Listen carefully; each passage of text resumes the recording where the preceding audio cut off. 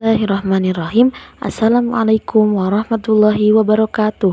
Perkenalkan, saya Cynthia Fikaratul Alawiyah dengan NIM 14235450 dari Program Studi Kesehatan Masyarakat Konsentrasi Promosi Kesehatan dari kelas AKM semester 5. Video ini dibuat guna memenuhi tugas mata kuliah Manajemen Bencana dan KLB atau Kejadian Luar Biasa.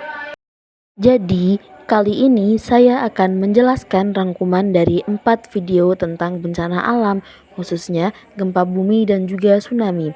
Saya akan membahas potensi bahaya, penilaian resiko, jenis bencana, dampak, serta perbandingan penanganan antara Indonesia dan Jepang. Yuk kita mulai.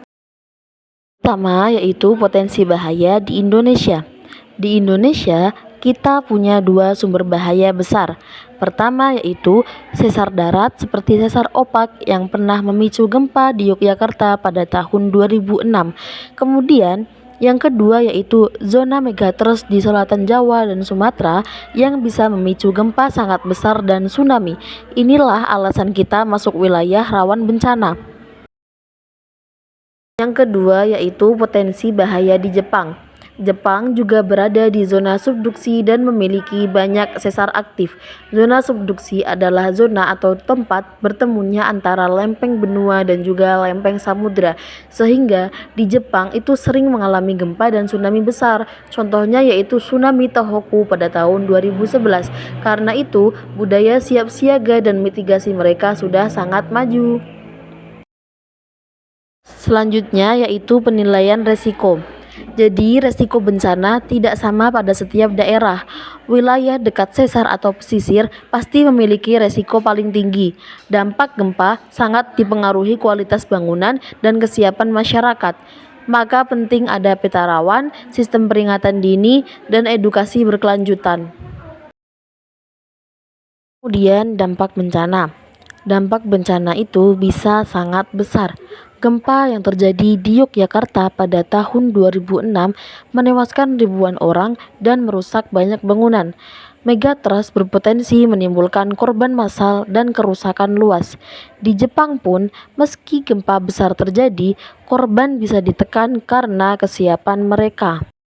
Nah, berikutnya yaitu penanganan dan pencegahan di Indonesia.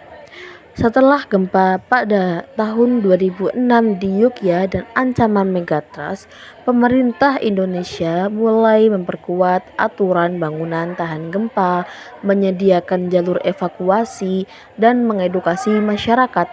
Namun penerapan dan pemeliharaan belum merata di semua daerah sehingga masih ada kelemahan. Selanjutnya yaitu penanganan dan pencegahan di Jepang. Jepang sudah lama menerapkan regulasi bangunan tahan gempa yang ketat dan memperkuat bangunan lama. Mereka punya sistem peringatan dini gempa dan tsunami yang canggih. Latihan rutin di sekolah dan masyarakat sudah jadi kebiasaan sehingga mereka lebih siap. Jadi, kalau kita bandingkan antara Indonesia dengan Jepang, di Indonesia itu baru mulai memperkuat regulasi dan edukasi, sedangkan di Jepang sudah jauh lebih maju. Teknologi mereka juga lebih canggih dan budaya siap siaga sudah melekat pada diri mereka masing-masing. Nah, jadi kesimpulannya yaitu ancaman gempa dan tsunami sama-sama nyata baik di Indonesia maupun di Jepang.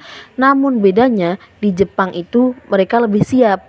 Kita di Indonesia perlu terus memperkuat edukasi, bangunan tahan gempa, jalur evakuasi, dan juga sistem peringatan dini supaya dampak bencana itu bisa dikurangi.